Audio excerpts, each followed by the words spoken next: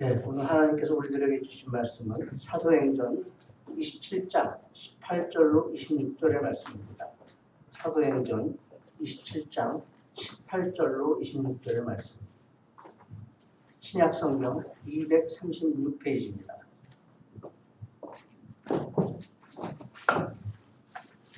사도행전 27장 18절로 26절의 말씀.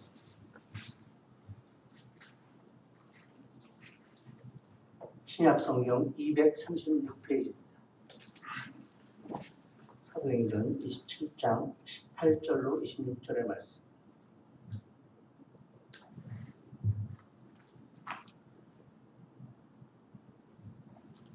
사도행전 27장 18절로 26절의 말씀. 찾으셨으면 제가 먼저 읽고 교독하시겠습니다.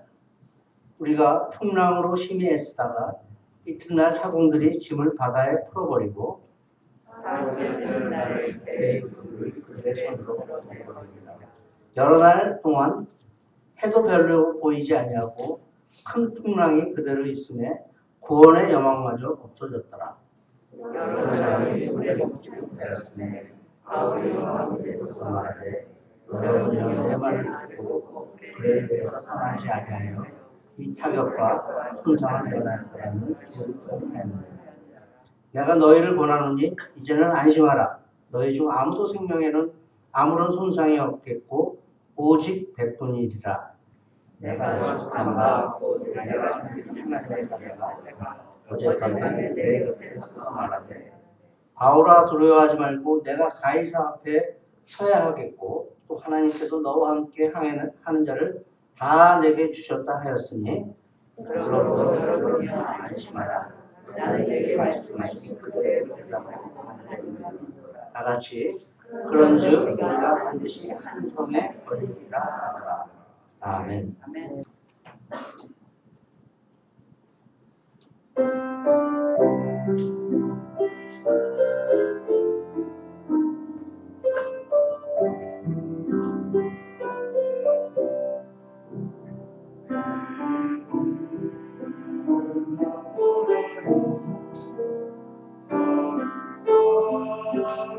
주신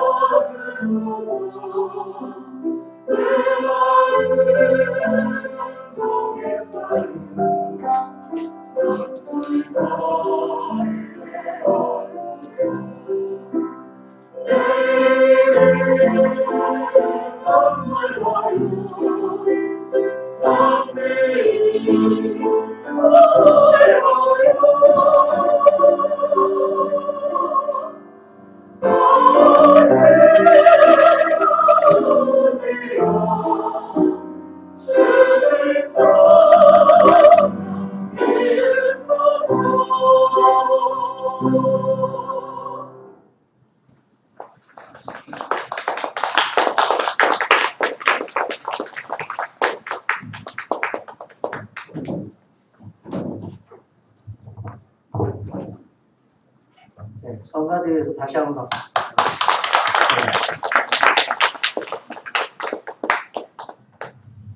네. 성가들을 볼 때마다, 들을 때마다 항상 은혜가 되고, 특히 우리 지휘자 선생님 너무 수고하신 것 같아서 감사를 드립니다. 성가대원들 모두 빨리 교회가 부흥이 돼서 성가대원들 확 좀 들어야지 신들이 날 텐데. 네, 오늘은 사도행전으로 같이 은혜를 나누고자 합니다. 2차 세계대전이 끝나고 세월이 좀 흐른 다음에 독일인이죠. 독일인 신부님 앞에 와서 고해 성사를 합니다. 신부님, 저는 정말 죄를 지었습니다. 2차 세계대전 동안 유대인 한 명을 저희 집 지하골방에 숨겨두었습니다. 신부님이 들으시고는 형제님, 그거는 죄가 아닙니다.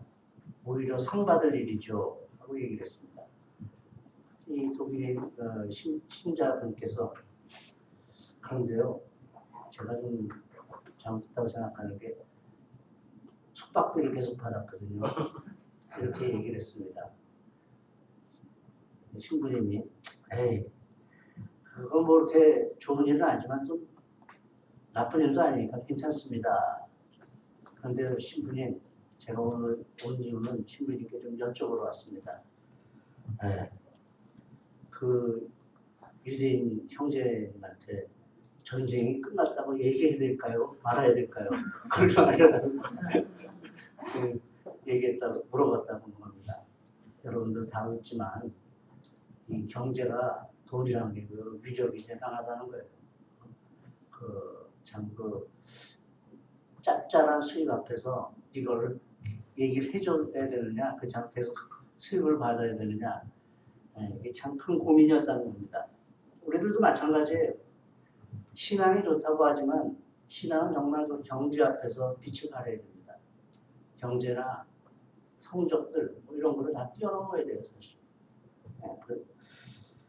사람들도 많이 얘기합니다. 부동산이 좀 안정이 돼야 되는데 젊은 세대들은 못 살겠다 하지만 자기 집 올라가면 슬그머니 웃음이 나오다가 자기 집값이나 주식이 떨어지면 이 무능한 정부 이렇게 하고 비난을 한다고 해요. 자기 돈은 참 중요한 겁니다. 그래서 그런 걸 다 뛰어넘어야 돼요. 경제 앞에 학교 성적, 뭐 학벌 이런 것을 뛰어넘는 신앙을 가져야 됩니다. 그것을 뛰어넘은 수많은 신앙의 선조들이 있지만 그 중에서도 대표되는 사람이 사도 바울이에요. 사도 바울. 훌륭한 집안에서 자라났고 학식도 많지만 그거 다 버리고 예수 그리스도의 십자가만을 자랑하기로 결정한 사람. 그거 외에는 없다고. 여러분들 교회 와서도 이 십자가와 예수 그리스도만 보여요. 딴 게 보이시면 안 돼요. 딴 게 중요한 게 아니라 십자가 그리고 예수 그리스도. 사실 여러분들 예수 그리스도에 미치면은 여러분들이 삶이 펄펄 뛰기 시작해요. 펄펄 뛰기 시작해요. 그 예배에 참석하는 게 재밌고 교인들 만나는 게 즐겁고 저는 사실 토요일 날만 되면 이 스트레스가 어마어마해요. 어마어마합니다. 어떤 분들이 목사님도 뭐 매일 보는 교인들인데 뭐 설교하는데 그렇게 스트레스가 많으시겠어요.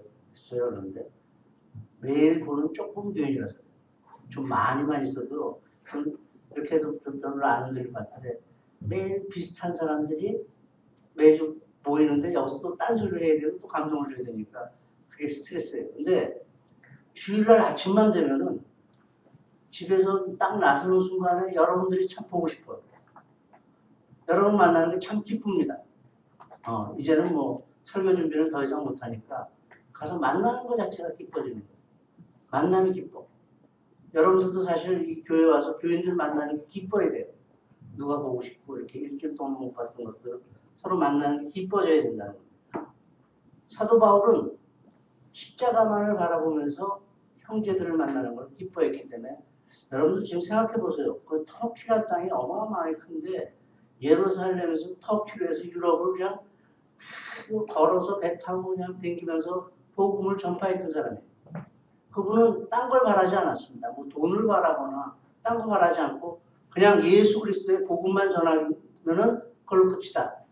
사실 여러분들도 교회 와서 딴 거 바랄 게 아니라 십자가만을 바라보고 예수 그리스도의 생명의 말씀을 깨닫고 듣고 감동받는 거에 주안을 둬야 돼요.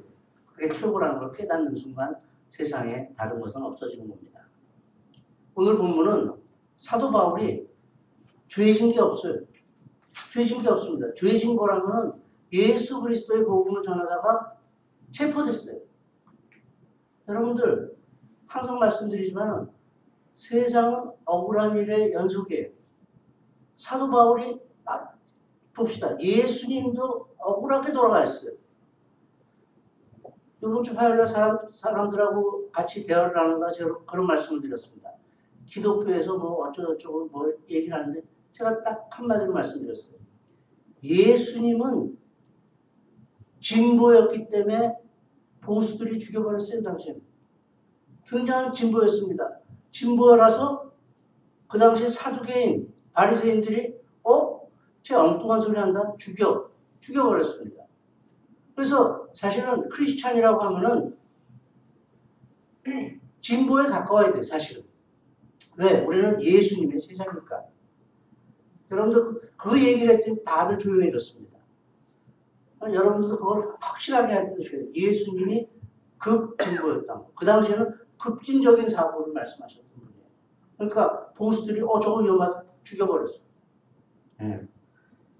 그래, 그 사도 바울도 그 당시에 나쁜 일 하다 잡혀간 게 아니라 옳은 일을 하다가 죄수의 신분으로 로마로 끌려가는 거예요. 그 당시에 예루살렘에서 재판받았으면은 그냥 풀려날 수도 있었어요. 근데 사도 바울의 꿈은 로마로 복음 전파하러 가는 거였어요. 그래서 사도 바울이 그 당시에 로마 시민권자들은 로마 황제 앞에 가서 재판을 받을 권리가 있었습니다. 다른 사람들이 재판을 할 수도 있지만 손 들고 나는 로마 황제한테 보내주세요. 난 로마 황제한테 재판받겠습니다. 로마 시민권자들의 특권이었어요. 그래서 그 특권으로 인해서 사도 바울이 로마로 끌려가는 장면이에요. 로마로 배 타고 가는데 한 2000년 전에 지중해를 건너서 로마로 가고 있는 장면이에요. 그 항해 중에 있었던 장면이 오늘의 본문 내용입니다. 그 당시에 항해 중에 미항이라는 아주 작은 항구에 도착하게 돼요. 추운 겨울 동안은 바람이 거세서 여기서 한겨울을 좀 미항에서 한겨울을 하고 다시 배를 타고 올라가자. 그랬는데 그 당시에 배에 탔던 인원이 276명이라고 오늘 성경에서 말씀해주고 있습니다. 그런데 대부분의 사람들이 선원들도 그렇고 미항에 있는 걸 별로 안 좋아해요. 조금만 더 참고 며칠 가만다고 하면 베닉스라는 항구가 있는데 글로 갑시다. 성경에 나와 있지 않지만 주석서에 보니까 설명한 걸 보니까 미항이라는 데는 작은 항구라서 요즘으로 따지면 클럽이 없고 무슨 포차가 없고 놀 데가 없는 거예요. 항구에서 좀 며칠 동안 이렇게 회포도 좀 풀어야 되는데 미항은 그냥 조용한 항구고 베닉스라는 데는 거기에 떠들썩한 클럽도 있고 뭐가 많았던 것 같아요. 그러니까 여기 선원들이 며칠만 좀 참고 절로 갑시다. 선택을 보면 생명이 우선이 돼야 되는데 위험하기는 좀 하지만 모험을 해서라도 베닉스까지 가자는 사람이 많았다고 하는 것입니다. 여러분들 코로나19가 잠잠하다가 다시 기승을 부립니다. 굉장히 기승을 부려요. 코로나19가 퍼진 게 요새 와서 보니까 클럽, 물류센터, 개척교회 부흥회, 참 창피하게 개척교회 부흥회에서 퍼지고 또 탁구장에서 퍼졌다 그래요. 탁구장에서. 제가 좀 탁구 좀 쳐보려고 마음을 먹으니까 불사다가 보니까. 아무튼 탁구장에서 퍼졌다는데 코로나19의 가장 좋은 예방법은 마스크 하는 거하고 손 씻기라 그래요. 그게 우리는 대한민국에서 굉장히 그 프로텍트 하는 방법으로 참 우리가 잘 이렇게 가고 있는 게 손 씻기하고 마스크 쓰기인데 그 네 군데서는 그게 잘 공통점이 지켜지지 않았다는 거예요.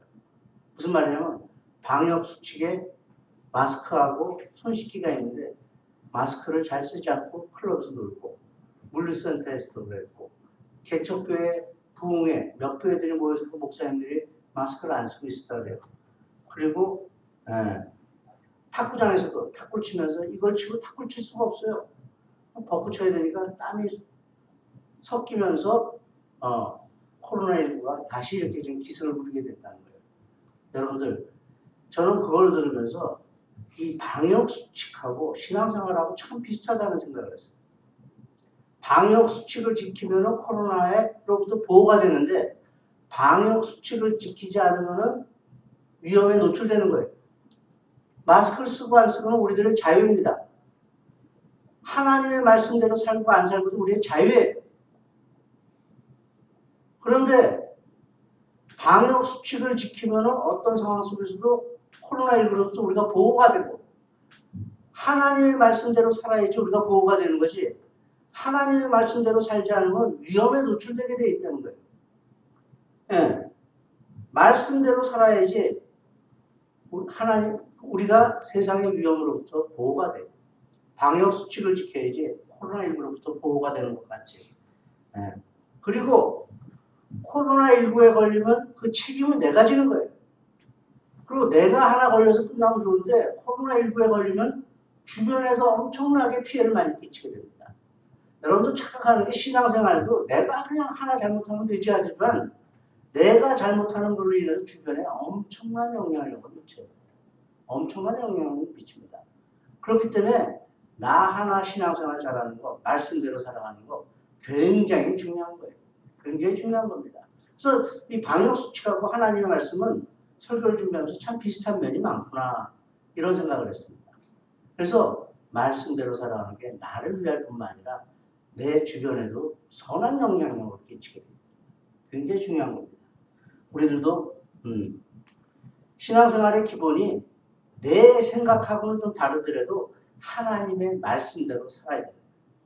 방역수칙도 내 생각하고 할 필요 없는 것 같은데 하지만 그 방역수칙대로 해야 되는 게 우리들의 삶이래요. 그때 우리가 세균으로부터 보호될 수 있는 것 같이 말씀대로 살 때 세상의 죄악으로부터 우리가 보호받게 된다. 굉장히 중요한 겁니다. 자, 사람들이 베닉스로 가자는데 그 배의 리더인 백부장도 이렇게 얘기합니다. 백부장이 선장과 선주의 말을 바울의 말보다 더 믿더라. 주 예수의 말보다 더 믿고 그냥 베닉스로 가자. 베닉스로 처음에 가는데 처음에는 순풍이 불어서 괜찮구나 하고 갑니다. 가다가 광풍, 유라굴로라는 광풍을 만나요. 광풍을 만나니까 속수무책입니다. 그래서 15절에 보니까 가는 대로 두고 쫓겨가다가 바람 부는 대로 물결 치는 대로 갑니다. 18절에 보면은 짐을 바다에 풀어버려. 야, 이거 우리가 짐 갖고 있다가 죽게 생겼다. 갖고 있는 거 다 풀어 던지는 거예요.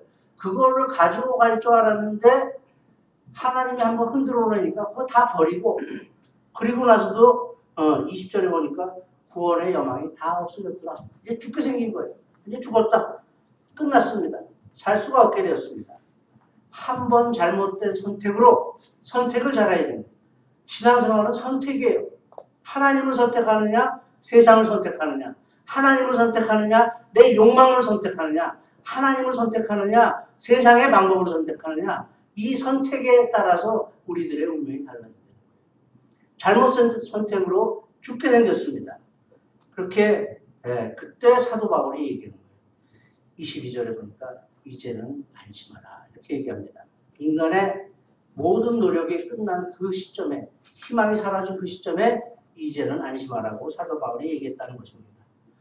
여러분들 이제라는 건 뭡니까? 이제 우리들의 교만 다 버리고 인간의 지혜, 인간의 경험, 그 의지했던 모든 게 끝났을 때 그 전에는 생각도 많고 복잡했는데 복잡한 거 다 정리하고 그때 하나님의 말씀이 들려오기 시작했다는 겁니다.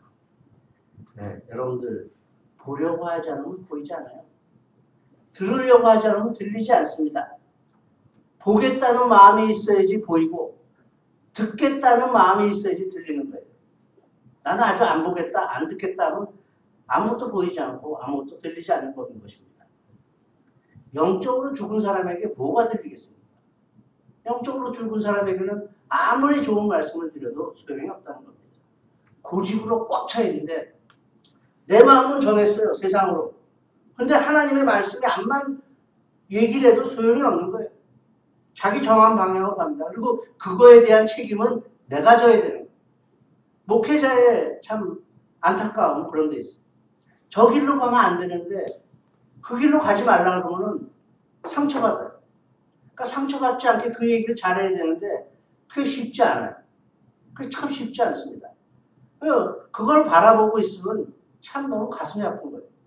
절로 가면 안 되는데 절로 가면 영적으로 죽게 되는데 그 길이 빤히 보이기 때문에 목회자 입장에서는 그 길로 가지 않기를 바라고 여러분한테 권면도 하고 참 쉽지 않은 문제예요. 말씀을 듣지 않고 그 방향으로 갔을 때는 그에 대한 대가는 반드시 치르게 돼 있습니다.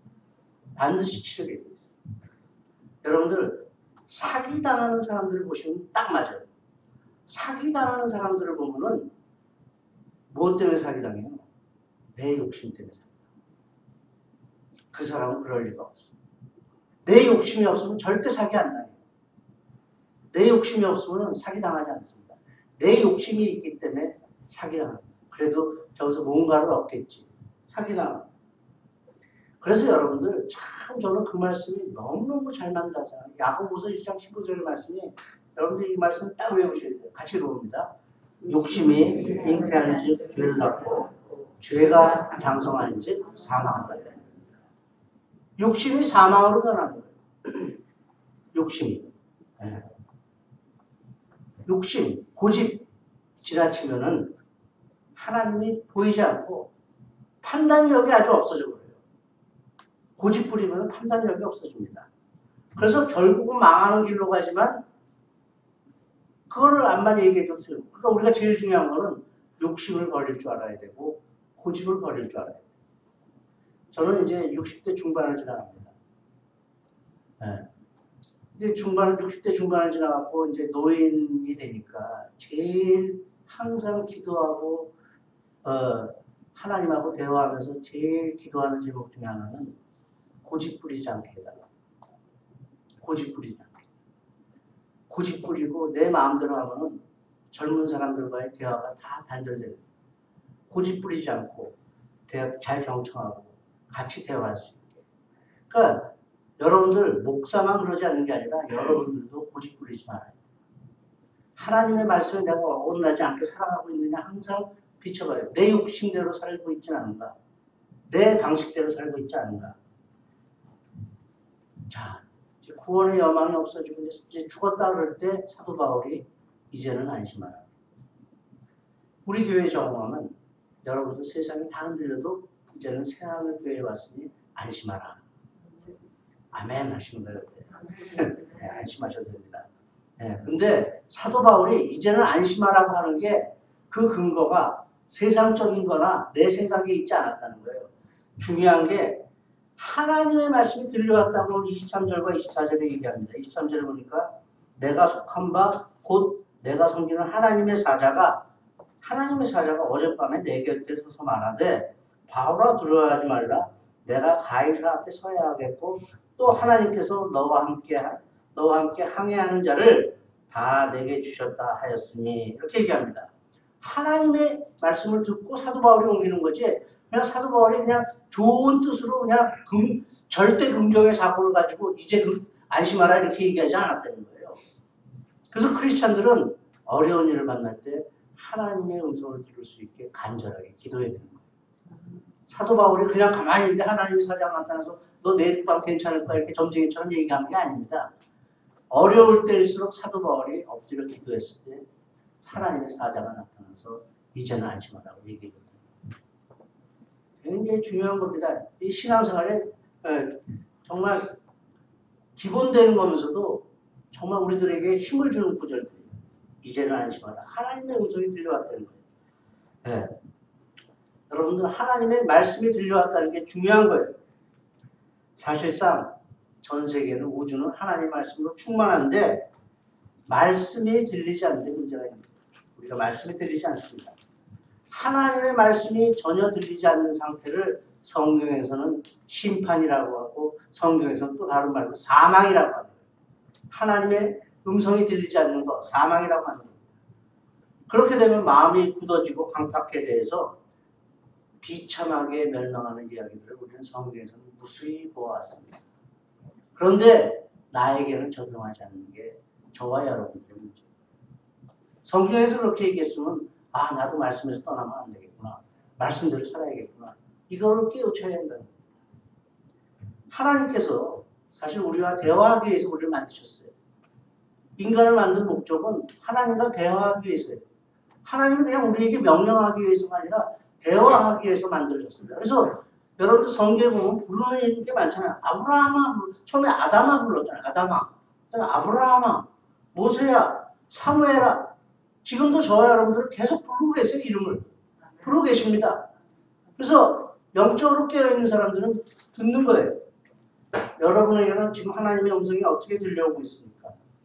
얼마나 분명하게 들려오고 있습니까? 찬양 하나 부르시겠습니다. 최윤 선생님 박자가 어려워요.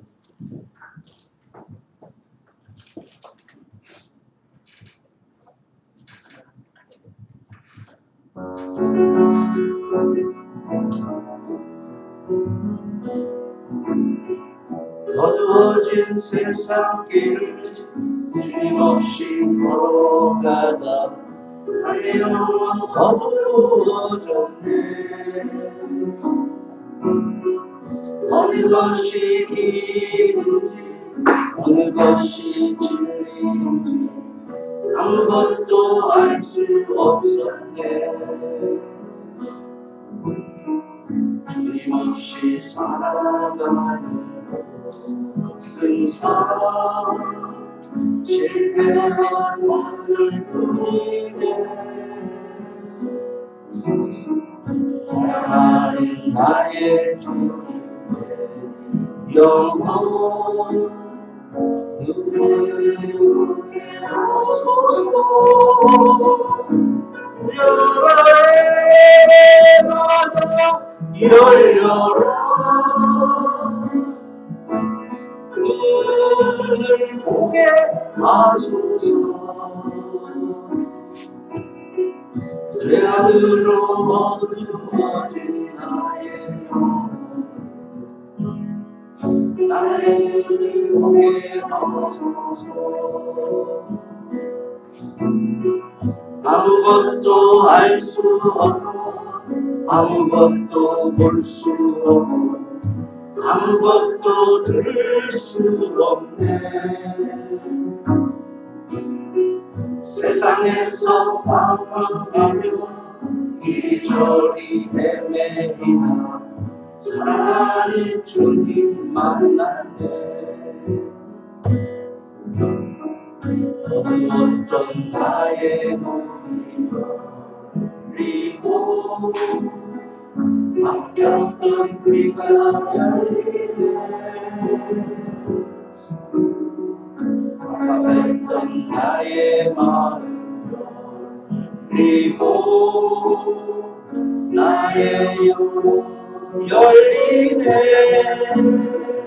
열려라 해마다 열려라 눈을 보게 하소서. 죄악으로 어두워진 나의 영혼 나의 눈을 보게 하소서. 열려라 해마다 열려라 눈을 보게 하소서. 죄악으로 어두워진 나의 영혼 나의 눈을 보게 하소서.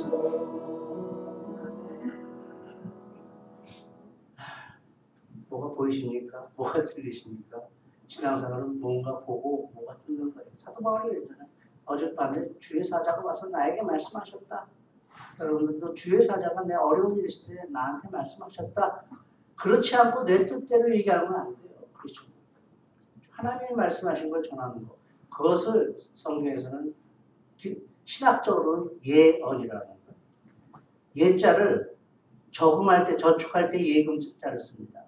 앞으로 말하면 프로피트 하는 게 아니라 저축, 디파짓 한 말씀을 전하는 거. 그게 예언이에요. 기독교에서의 예언은 프로핏이 아니에요. 디파짓 한 거. 하나님 나한테 맡겨놓으신 말씀을 전하는 거. 목사도 하나님이 저에게 맡겨놓으신 말씀을 여러분에게 전하는 거예요. 목사한테 와서 앞날 제가 어떻게 할까 물어보지 마세요. 하나님이 목사님한테 뭐라 그러셨나? 이렇게 물어보는 거예요. 하나님 목사님한테 어떻게 말씀하셨습니까? 그럼 저는 그걸 들은 상태에서, 본 상태에서 말씀드릴 수 있지만 그렇지 않은 걸 전하면 저는 점쟁이가 되는 거예요. 점쟁이가 되는 거예요. 그래서 여러분들 하나님이 내 입에 물려놓으신 말씀들 그거를 듣는, 그거를 내가 받아들인다는 게 굉장히 중요한 겁니다. 어떤 사람들이 당면한 문제를 놓고 어떻게 대처하느냐, 어떤 자세로 기다리느냐 하는 것은 매우 중요한 것입니다. 여러분들 살다 보면 우리가 헤쳐나가지 못할 것 같은 문제들이 너무나도 많아요. 여러분들 명심하시기 바랍니다. 기도할 때 하나님 뭐 하세요? 하나님 나를 도와주세요. 이렇게 기도하지 마시기 바랍니다. 하나님은, 기도는 잠자는 하나님을 깨우는 게 아니라 내가 영적으로 잠들지 않으려고 하는 몸부림이 돼야 되는 거예요. 내가 영적으로 잠들지 않으려고 몸부림쳐야 됩니다. 잠자는 하나님 깨세요 이게 아니라 내가 잠들지 않게 해주세요. 나로 하여금 영적으로 민감하게 해주세요. 이게 우리들의 기도가 됩니다. 믿음은 들음에서 난다고 성경은 말씀합니다. 구원의 역사도 복음을 들으면서 이루어집니다. 전도서 5장 1절을 보니까 이런 훌륭한 말씀이 있어요. 처음 찾아봤습니다. 같이 읽어봅니다. 가까이 하여 말씀을 듣는 것이 우매한 자들이 재물을 듣는 것보다 나으니 그들은 우리 인간의 본성이 이와 같아요. 악을 행하면서 깨닫지 못합니다. 우리가 악한 자라는 것은 성경을 깨달을 때, 하나님의 말씀을 깨달을 때 내가 악한 자라는 것을 깨달아요.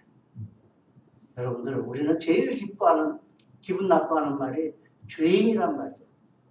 죄인이다. 기분 나빠요. 근데 믿고 나니까 그게 사실이야. 하나님의 말씀을 내가 받아들이고 나니까 아, 내가 죄인 중에 죄인이구나.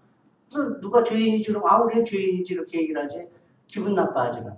안 믿는 사람들은 그 말 들으면 굉장히 기분 나빠합니다. 예. 그들은 악을 행하면서도 깨닫지 못해요. 우리들의 본성대로 하는 게 악이에요. 우리들의 본성을 죽이는 게 성경대로 사는 것입니다. 여러분들 어떤 자세로 산다는 게 굉장히 중요한 거예요. 학생은 학생의 자세가 있고 기도자는 기도자의 자세가 있고 예배자는 예배자의 자세가 있는 거예요. 그래서 24절을 보니까 내가 가이사 앞에 서야겠고 사도 바울은 죄인의 신부로 끌려가서 로마 황제 앞에 서게 됩니다. 바울은 세계를 바울의 꿈은 마지막 꿈은 사실 로마가 아니라 스페인이었어요. 스페인을 가고 싶었는데 거기는 못 가시고 하나님이 로마까지만 보내주셨어요. 예루살렘에서 로마로 앞송돼서 가는데 바울이 탄 배를 하나님께서 가라앉히지 않는다는 거예요. 바울이 그 배에 탔기 때문에 그 배에 탄 사람들이 다 무사할 수 있었다는 거예요. 바울은 로마로 복음을 전파하러 가는 게 바울의 운명이에요. 하나님이 정하신 길이었습니다. 그런데 그 사도 바울을 살리기 위해서 276명, 27,600명이라도 다 살리신다는 거예요. 하나님이 여러분들에게 소명을 주시고 그 길을 완성하기 위해서는 그 가는 길에 반드시 같이 해주시기 때문에 여러분들 주변에 있는 분들이 다 복받게 되는 거예요. 그걸 복의 근원이 된 사람이라고. 복의 근원이 된 사람. 그래서 하나님의 사업은, 하나님의 계획은 중단될 수가 없었던 것입니다. 반드시 이루어질 것입니다. 그래서 사도 바울이 오늘 25절에 나는 내게 말씀하신 그대로 되리라고 하나님을 믿노라 이렇게 얘기합니다. 하나님이 말씀하신 그대로 될 것이다. 그래서 내가 살려달라고 안 해도 하나님께서 나를 반드시 로마로 옮겨주실 것이기 때문에 나를 살려줄 것이기 때문에 이제는 안심하라 이렇게 얘기합니다. 근거가 뭐 내가 살기 위해서 너희들 안심하라가 아니라 하나님의 복음을 전하기 위해서 나를 로마로 옮겨주실 것이다. 이걸 믿는 거예요. 이걸 믿는 거예요. 저도 그걸 믿습니다. 무슨 말이냐면 지금 죽어도 아무 여한은 없지만 하나님께서 나에게 맡겨주신 사명이 있기 때문에 그대로 지금도 살려두고 계시는 거예요. 그래서 참 놀라운 거는 이 새하늘교회를 목회하면서 보면은 없어질 듯 하면서 절대 안 없어지고 정말 이 교회가 연장되면 하나님의 은혜로 뿐이 연장이 안 됐어요.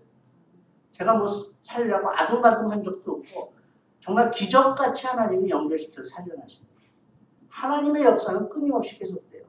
거기에 저와 여러분들이 참여하는 거예요. 그러니까 여러분들 예배에 참석하고 새하늘교회 교인이 됐다는 것은 하나님의 역사에 참여하신 데는 그런 역사의식을 갖기 바래요. 그게 굉장히 중요합니다. 나는 하나님의 역사에 참여하고 있는 사람이다. 네. 하나님의 말씀을 받아들이는 것. 종교개혁자 마르틴 루터는 믿음은 하나님의 은혜를 받아들이는 그릇이라고 했어요. 믿음은 하나님이 주시는 은혜를 받아들이는 그릇이야. 하나님은 은혜를 베푸시는데 믿음이 없으면 받지 못해. 믿음은 그와 같은 거예요. 하나님은 우리에게 무조건적인 은혜를 주시지만은 믿음이라는 그 그릇의 은혜를 잡는 것입니다. 여러분들 하나님의 말씀을 듣고 사는 사람들은 하나님이 그 일평생을 책임져 주십니다. 성경은 그런 얘기예요. 평생을 책임져 주십니다. 여호수아가 광야 생활을 끝내고 가나안 땅에 들어갈 때 얼마나 두려워했을지 여러분들은 상상이 잘 안 가실 거예요. 여호수아가 이끌고 있는 이스라엘 민족들은 오합지졸이에요. 전부 다 부녀자들, 애들, 전쟁이라고 안 해본 그런 사람들이고 가나안 땅에 가니까 무장한 군인들이 지키고 있었어요. 무장한 군인들이 지키고 있었는데 하나님이 여호수아에게 그 땅을 들어가라 할 때 무기를 준비하라고 절대 안 했습니다. 뭘 준비하라고 했어요? 여호수아 1장 8절에 그 무기가 나오는데 이 어마어마한 무기가 여러분들 놀랍게도 같이 읽어봅니다. 이 율법책을 내 입에서 떠나지 말게 하며 주야로 그것을 묵상하여 그 안에 기록된 대로 다 지키게 행하라. 그리하면 내 길이 평탄할 것이며 내가 동하리라. 여러분들 무기가 딴 게 없어요. 믿는 우리들에게는 하나님의 말씀이 우리의 무기가 되어야 되는 거예요. 하나님의 말씀대로 살아가야 됩니다. 하나님의 말씀대로 살아가는 거 다 지켜 행하라 그랬어요. 묵상해서 지켜 행하라 그랬습니다. 그러면 네 삶 내가 책임져 줄게. 네가 사는 거 다 책임져 줄게.